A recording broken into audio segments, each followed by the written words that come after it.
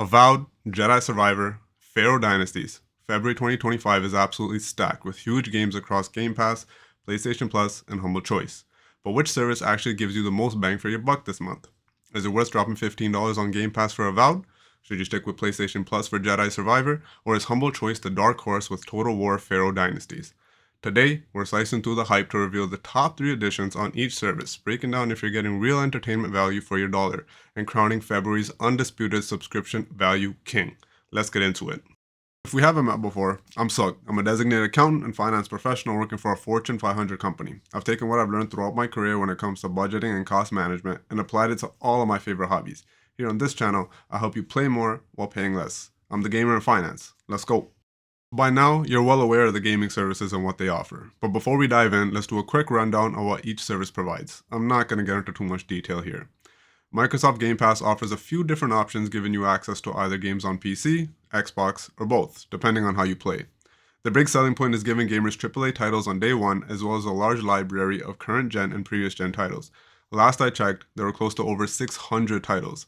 There's game discounts you could take advantage of, as well as titles that are offered up for free to add to your collection.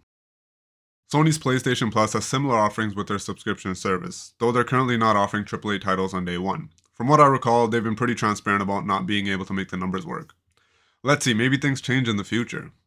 PS Plus also offers a large back catalog of PlayStation favorites going all the way back to PS1, but that offering is only available to premium subscribers. PS Plus currently has over 700 titles, as well as discounts offered in the PS Store, as well as free games you can add to your library as well. Finally, Humble Choice. This subscription is a little different than the other two, and one I only came across recently. Humble Bundle offers a monthly subscription and offers games that you can permanently add to your library as opposed to giving you access to a rotating catalog of games. The offering gives you keys to be redeemed through the different PC gaming platforms. A bit of a different take on the familiar subscription model, but gamers do enjoy the value and sometimes some heavy hitters are up for grabs. So this breakdown is pretty easy. I'm going to walk through the top 3 games based on the average of their reviews offered with each service. I'll share a brief overview of the game, followed by how it reviewed, and whether I believe it'll move the needle for you to subscribe to that specific service. Let's kick things off with Game Pass. Xbox came out swinging right at the beginning of the month, where on February 5th we saw the release of Starfield, an open-world exploration RPG where you join a group of explorers traveling the far reaches of space on the hunt for mysterious artifacts. It had an incredible scale and some truly immersive visuals, but in the end, gamers gave it mixed reviews, and it ended up feeling pretty average.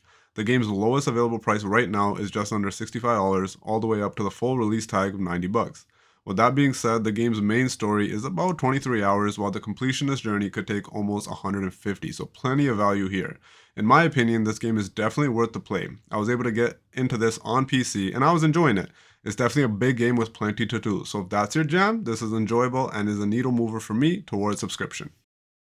On February 18th, we saw the day one release of Avowed, Obsidian Entertainment's first-person fantasy action RPG, where you're sent from a distant land to investigate rumors of a spreading plague throughout the Living Lands, the island setting for this AAA release.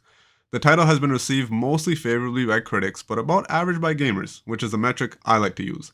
Some gamers do complain about crashes, clunkiness, and ultimately uninspired gameplay. However, gamers do enjoy the combat mechanics, the world building, as well as commenting that the side quests feel impactful and interesting. The main story tallies in at about 16.5 hours, with the completionist journey sitting at just over 57. With all that being said, and the fact that Game Pass is delivering on its value prop here of making AAA games available on day one, this title definitely moves the needle for me towards subscription, given that we won't see immediate discounts on this title as it's just released. Personally speaking, I wouldn't have picked this game up outside of the subscription, so having the option to play through a game that I wouldn't have otherwise is the whole reason I subscribe to the service.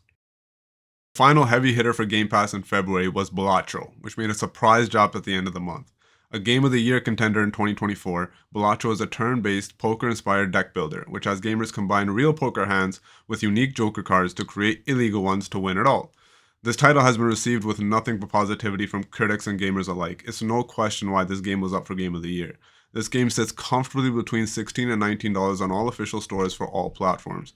The main story is about 7 hours of gameplay, but the completionist journey can take over 200 hours. This, in my opinion, is tipping the scales heavily in favor of Game Pass, and with the last few additions, we've pushed that subscription needle right over to subscribe. But can the PlayStation and Humble editions tip the scales back? Let's have a look. These 3 additions for PlayStation Plus, plus the rest of this February's offerings, became available on February 18th. First up, Saga Frontier Remastered, which is exactly that, a remaster of the '98 North American release of Saga Frontier on the original PlayStation. Gamers are given the option of playing through with one of 7 different characters, but all who exist within the same solar system, known as the regions. The big draw of this game is being able to interact with anyone and go practically anywhere. The gameplay is that of exploration and experimentation, so definitely not your typical RPG. This is another middle-of-the-road title but leans more positively among gamers. The drawbacks are more so around the fact that there isn't always a clear goal or objective, and that may not appeal to new fans, though it does lend itself well to fans of the original. The title sits at roughly $28 to $33, well above historical lows of $14 on PC and $16 on console. The main story takes 14 hours, while going the completionist route will net you 57 hours of gameplay. Not a bad addition to the catalog, but PlayStation Plus is definitely still playing catch up. Next up is Mordau, which I learned while researching this video means murder strike or killing blow. Tell me if I completely botched that pronunciation down below, or if what I think it means is completely wrong. It's a multiplayer medieval hack and slash fighting game based on leveling up your character, but I don't want to make it sound so basic, so check it out for yourself. It's a different take on an established formula but does it very well. It's described as a medieval Call of Duty but in a space almost all its own. Mordau has been pretty well received, but gamers do mention that updates have been few and far between, as well as dead servers. Not entirely surprising since it is a 2019 release. On the other hand, players love the combat, visuals, and overall gameplay, and maybe with its release on the service, it may revive the game some. The game ranges anywhere from $9 on PC to $53 on console, promising over 100 hours of gameplay. Definitely offering what it's worth and then some, since gamers can get over 100 hours with ease. That's probably on the low end for this title. We're pushing that needle more towards that subscribe button with this one, and the next one may push it over the edge. Finally, Star Wars Jedi Survivor made its way to the service in February. Set 5 years after the events of Fallen Order, Star Wars Jedi Survivor continues to follow Cal as he's still under pursuit by the Empire because, well, if you didn't guess from the title, he's one of the last Jedi in the galaxy. Jedi Survivor is pretty well reviewed and for the most part enjoyed by gamers. Some gamers did complain about a poor storyline with some boring puzzle games and clunky combat, whereas most gamers enjoyed both of those elements. Where gamers did agree though is that the story did need some work when compared to Fallen Order. Interestingly, this game is sitting at full price on all official channels, but during Black Friday and even a little after, I was able to pick up the physical copy for $30. A few years back, I was able to get the digital download for the deluxe edition of Fallen Order for a $5 on Xbox, so I thought I'd keep the experience on the same platform with the second edition. The game offers a good amount of gameplay with the main story stretching a little over 20 hours, while the completionists will be able to enjoy this for upwards of 50. Definitely a good addition to the catalog, and it does get that needle right there for PlayStation Plus, but I'm still going to have to give the nod to Game Pass. Let's see if the humble choice offerings sway my opinion. If you're enjoying this value breakdown so far, do me a quick favor and hit that like button and subscribe. It helps more gamers discover these comparisons each month. With that out of the way, let's see what Humble Choice has lined up. Humble Choice's 8-game lineup at first glance to me didn't seem like it was going to put up much competition to the other two services, but I was surprised after I dove in. During the making of this video, the March lineup had just been announced, so I'll have a video recapping that for you guys soon.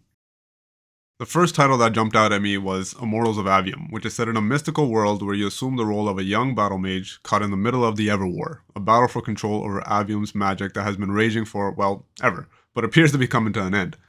Unfortunately, this wasn't met with the reception it was hoping for. An interesting concept for sure, but the faults were in the storyline, characters, combat, and repetitive gameplay, pretty much the foundation of any game. However, there were gamers who enjoyed most of all of those elements, but one overlap was players did feel the storyline was lacking. The game is available at full price on all the official stores, so getting this bundled in with 7 other games is a win. You'd be looking at 14 hours for playing through the main story, while completionists will be getting up to 30. Looking at the offering in isolation, away from the other services, is a good get, but not helping as much as it needs when pitted against some of the other heavy hitters we looked at already. Next up is Griftlands, a deck-building roguelike set in a gritty dystopia. In the game, you can assume the role of one of 3 unique characters, each with their own personal backstory. As you move through the game, you engage in card-based negotiations and battles, where every encounter shapes your path through the story. The game was well received from gamers and critics, though some players did feel that it didn't deliver what it offered and fell flat. But on the whole, that wasn't the feeling. Gamers enjoyed the mechanics, the storyline, as well as the visuals. Outside of humble subscription, the game is available between $15 on PC and $26 on the official console stores. and it would offer 11.5 hours if you were to play through the main story, while offering 62 hours if you're looking to 100% it. Again, a strong offering, but not enough to tip the scales when looking at both Griftlands and Avium. But will the final game we look at today do it? Finally, Humble throws Total War Pharaoh Dynasties, which is an expansion to the base Total War Pharaoh game. Dynasties adds Greece and Mesopotamia to the already expansive map, almost doubling its size. It also adds new settlements, new landmarks, new objectives, and more playable cultures. To move across the expanded map, new mechanics of speed of travel allow you to unleash invasions further and faster. Essentially a brand new game, and I'm only scraping the surface. There's much more when it comes to changes in the battle mechanics, to the dynasty system, and more. I'll leave the rest for you to discover. The expansion has been received quite well by critics and gamers alike, all who have praised the size of the expansion as well as the changed mechanics that I mentioned earlier.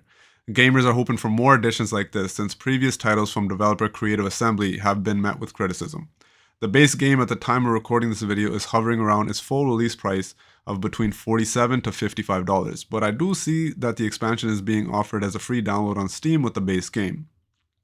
The game offers 54.5 hours of gameplay with the main story and 140 hours for the completionist. This is definitely a solid get with February's offerings, and with this trio of games, the Humble Choice subscription in isolation is worth its price. But how does it fare against the other two subs? Let's debrief. So after diving deep into all three services this month, I think the verdict is pretty clear. Game Pass takes the crown for February 2025. Now, PlayStation Plus had some solid offerings with Jedi Survivor and Mordau, and Humble Choice's inclusion of Pharaoh Dynasties was definitely a highlight. But when you stack them against what Game Pass brought to the table this month, it's not even close.